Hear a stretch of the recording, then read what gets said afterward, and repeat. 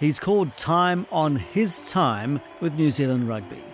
CEO Mark Robinson, in a surprise announcement, gone by the end of 2025. You know, I always felt if I was to remain in sport and even in business to an extent that the next step would be overseas somewhere. He talks about financially resetting rugby in New Zealand. Because these next 6 months are the most important time the game's seen in a while. The way the board replaced All Blacks coach Ian Foster. Looking back, was that the right way to do that?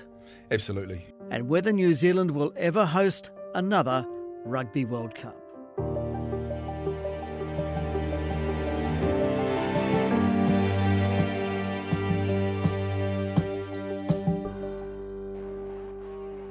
Welcome to the NBR Podcast. I'm your host, Simon Shepherd. Rugby has shaped Mark Robinson's life, winning titles with the Crusaders, playing 9 All Black tests. Here's a try on debut for Mark Robinson. Thrilling moment from the man from Stratford and Taranaki. Robinson hung up the boots to become CEO of Taranaki Rugby and then boss of New Zealand Rugby. He was in charge during COVID, the Ian Foster coaching saga and the Silver Lake deal. And now, after 6 years, Mark Robinson is leaving. So, plenty to talk about, but first thing to get out of the way, I see you gained a master's degree in philosophy and politics from Cambridge University. How has that helped you in your rugby career? Well, probably like a lot of people who reflect on their time at university, maybe not a great deal in terms of the subject matter. I'll tell you what going to Cambridge did though. It completely opened up my mind to, at that stage of my life, around the way the world works, and it certainly built for me a really strong network of friends and connections around the world that have certainly come in handy in this role, various capacities. Because it wasn't business, it was politics, but politics is there's a lot of politics in rugby, right? Yeah, that's true. As it relates to business, I think there was a bit of economics, and I think the oldest college at Cambridge was developed in the early 1200s. Look, the history there is amazing, yeah. My father's from Oxford, so obviously I can't condone you going to Cambridge. Yeah. Well, we're a bit same back the other way. Yeah, I know. Yeah. All right, let's talk rugby business then, okay. This year's results for 2024, record income 2024, 285 million, so congratulations. But you still booked a paper loss, 19.5 million. So when do you expect New Zealand Rugby to be back in black financially? Well, I think I'm glad you qualified as a paper loss. Yeah. Because a lot's been made of that, and I expect you and your audience would appreciate the difference between that versus their cash position. Yep. Look, if you look at the financial results over the last few years, one thing that's really important to make is in terms of the cash losses to the business, out of probably over $1 billion of revenue, they've been less than $6 million over that time. Okay. But we've made the choice quite strategically to invest long term with one-off payments into the areas of our stakeholders, partners, players, of approximately $40 million, and we've invested to date about $20 million into the digital and content space, which we're starting to see some sort of returns on as it relates to some of our new partnerships. Right, so we'll talk about that in a moment. To your question, look, we're going through a major piece of work, which is one of the reasons, my transition is timed with 6 months, because these next 6 months are the most important time the game's seen in a while. Why do you say resetting? Resetting. I'll get to it. Okay. Resetting our financial model. So our financial model as it works at the moment was designed many, many years ago for very good reasons, and there are various revenue share arrangements that are associated to that with our players and our provincial unions. But over time, as the business has grown so significantly, we simply need to take a look and step back and redesign what they look like. So you're doing that? Yep. We're doing that now. We've had a good look at our own business. We've had some people come independently into the business and have a look at where we sit as we benchmark around other sporting organisations around the world. Okay, so have they come back to say, your revenue streams and your revenue payouts to, say, the provincial unions or to players or anything like that need to be changed? Is there anything on the table at the moment? So they would benchmark us and say we're doing some really positive things as it relates to revenue generation. they would say the model we have for investing in the community game benchmarks very strongly in terms of what we actually invest in the community game out of the total proportion of revenue we drive, and aspects of our high performance investment is strong as well. One of the things that we do lag behind significantly is around our match day income, because we don't have large stadiums in this country. Okay. And to be frank, we don't have profitable stadiums. So as it relates to fixtures with the All Blacks, so we're obviously reflective of that, but that's not the core focus of the report. Okay, so that's look. We'll just have to jump in there about the stadium question. I was going to ask it later on, right? Yeah. So NZR, if we don't have large profitable stadiums, especially when it relates to, say, the All Blacks, NZR was backing, say, a new stadium up in Auckland. Looks like that's not going to happen. So what are your thoughts about revamped Eden Park? Well, I mean, I won't dive into that too much, but the thing I'd quickly say is that we back ultimately the best alternative, or what I'd say is the best opportunity for stadia as it relates to fans and players and the wider interests of the Auckland region and the country. So if people determine in their wisdom that that's Eden Park or it's another alternative, then we're totally understanding of that. What we were pointing out at the time is that there are a number of differences between stadiums of that size, 50,000 people around the world, and what we're operating with at the moment. Yep. Okay. So that's a key point. The options to us are, of course, to continue to work with Eden Park. We have a really strong and respectful relationship there. And then there's obviously the opportunities we have to look at offshore as opportunities as well, and we've done that recently with games to the United States, Japan. We're considering other markets at present. We've got the game in Chicago with Ireland later in the year, which effectively sold out in under 36 hours. So we know our brands are really powerful in that part of the world, and they are options as well. Just on your financial sort of reset or strategy, is that going to drop before you leave? I'd love to think so. Yeah. And I must say, I think the game as a whole is really ready to come together. We've done a stack of work in the last probably 9 months pulling this together, internal, external, some modelling to look at some scenarios, and now we get to the stage of probably rolling up our sleeves and getting in some rooms together and talking that through with the Players Association and our provincial unions primarily. One of the major things to happen during Mark Robinson's time as CEO was the deal with Silver Lake. That's where a major private equity global company bought a stake in New Zealand rugby. From a commercial point of view, controversial, because you're selling a commercial stake in our beloved All Black brands and NZ Rugby as a whole in New Zealand. You maintain that was the right thing to do, right? Yes, I believe that an organisation like ours with incredibly strong brands globally, but from a very isolated, tiny economy and market, needs to think about how it can project itself into that global stage and maximise value. And the way to do that is by growing an increasingly large fan base to be able to grow value. So yes, and within, I'll qualify that also, within our current operating model, and certainly within the model that we see in the next few years, we do not have a natural avenue by which to carve out money in that total model and invest it into fans, basically, and into digital and into reach. As I said before, we've got a high fixed cost base. Yep. Over and above that, we run things like competitions, we have staff.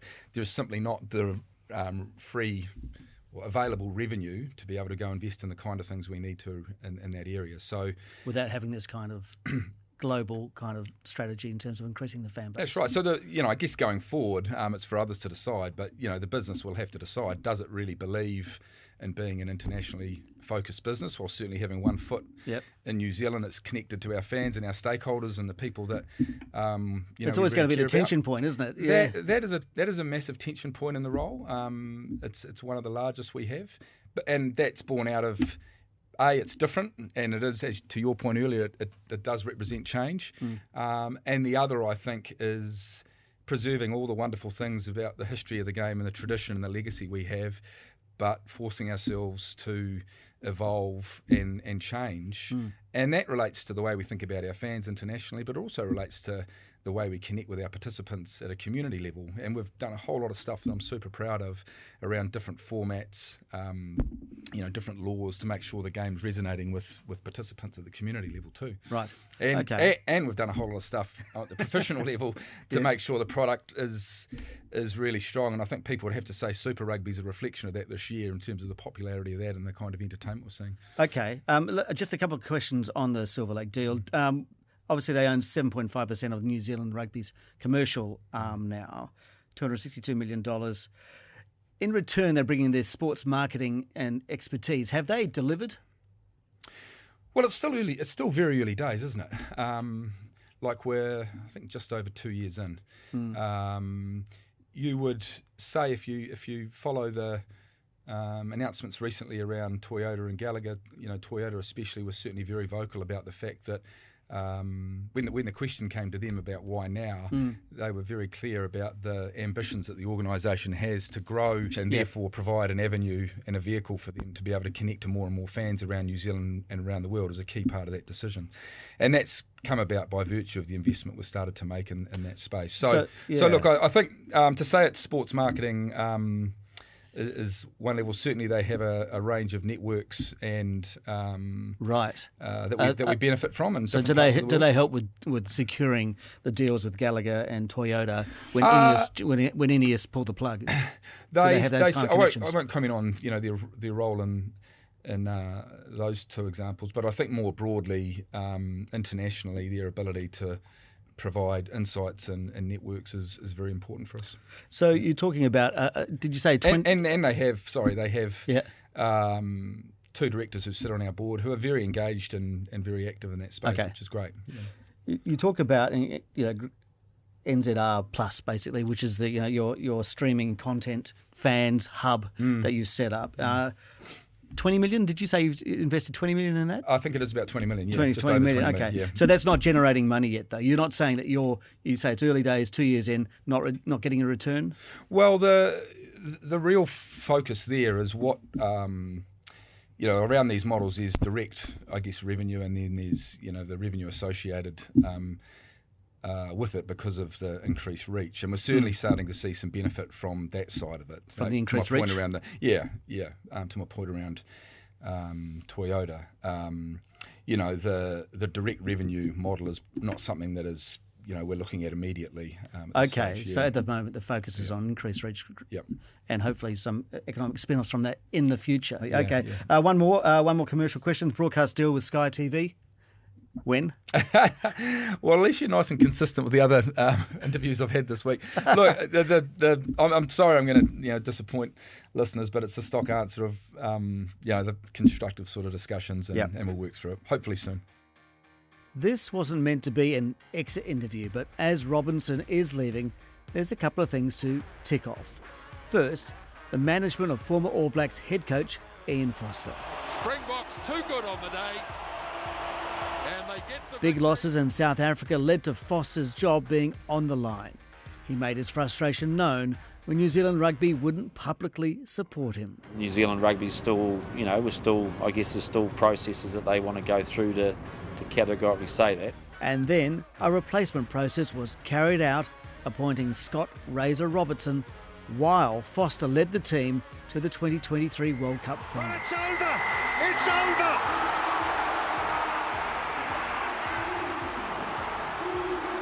It's a fourth Rugby World Cup for South Africa.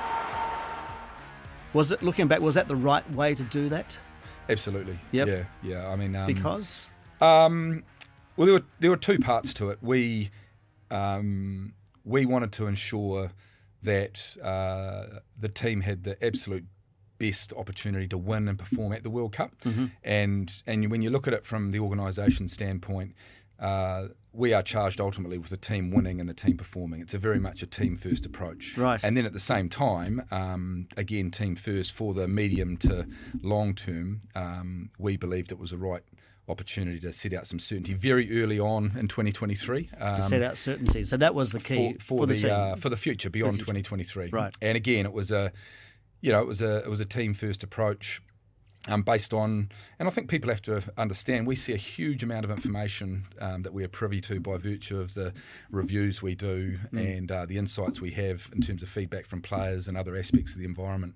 So we're very comfortable with the decision we made, and we stand by it as being the right one. And I think, the benefits of that in terms of when we look at Razor's team and environments, we are seeing high degree of collaboration and alignment with the organisation. We're seeing a massive amount of effort that his team are making with sevens, the women's game, our under-20 environments, Super Rugby. So there's a really heartening and growing influence that group is having in bringing the high-performance system of our game together, which is really positive and was a much-needed change as well. Crusaders go to the final. This weekend, Super Rugby Pacific found its finalists for 2025. The rugby has been great. The crowd attendance is up on last year by 6%, and they were up on the year before. But there's competition.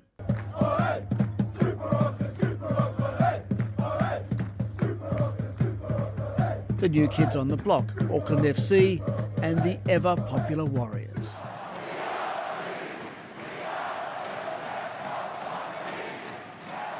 When you look at the success of, say, Auckland FC or the Warriors fan base, does that give you some cause for concern in terms of going forward with capturing that local fan base? Yeah, I mean, you're right. The viewership has been incredibly positive. And the rugby, I think, people would say universally has been the best for many years, if not ever. And the one area, well, there'll always be things to look at and improve, has been attendances. And I think, often when people look at the game, don't they, they make judgments about where it's at, about how well or not well it's doing. And that's often driven by how they remember the game that used to be, whether it's in community or more, not professional back then, but more at senior first class level. And the reality of our sport back then was it was probably one of the only things in town. So we are having to compete with other codes, and we are having to compete with a totally different dynamic as it relates to family dynamics, work dynamics, and dynamics around technology and other distractions that people have. And so I know a lot of effort is going into that area, that the Super Rugby Commission, which has been newly established, is doing some great work, is thinking about what in-stadia experiences could look like. It's a fair call out, as there's more work to do there. Earlier in this interview, we touched on whether NZ Rugby supported a new national stadium or a revamped Eden Park. Robinson's answer was, we didn't have profitable stadiums when it came to All Blacks games, which leads to one more rugby question.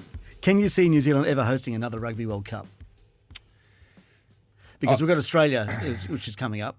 Yeah, I mean, I think it's... Are we just no stadium, too small, too far away? It's very hard to see with the current infrastructure that we have in this country. Yeah, which goes back to one of the questions earlier in the interview.